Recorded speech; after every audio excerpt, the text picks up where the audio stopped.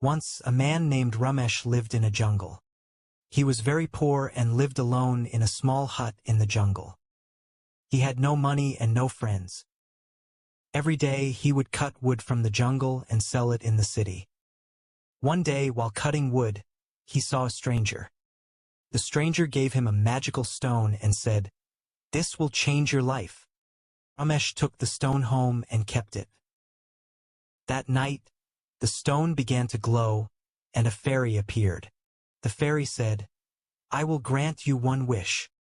Ramesh thought and said, "Make me rich." The fairy gave him 1,000 gold coins. The next day, Ramesh went to the city and began living a wealthy life. But wealth made him question, is money everything?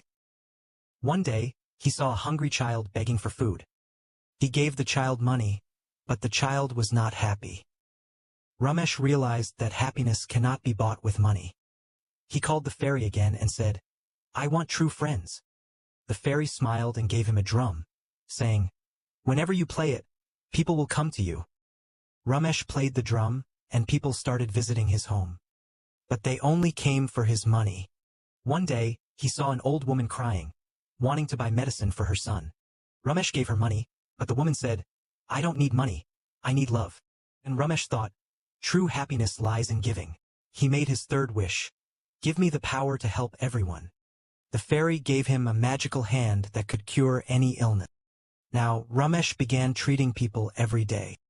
People started worshipping him like a god. One day, the fairy asked him, "Are you happy now?" Ramesh said, "Yes, but now I don't need any more wishes." The fairy smiled and disappeared. Ramesh distributed all his wealth among the poor.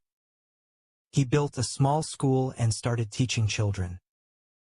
Now he had neither money nor magical powers.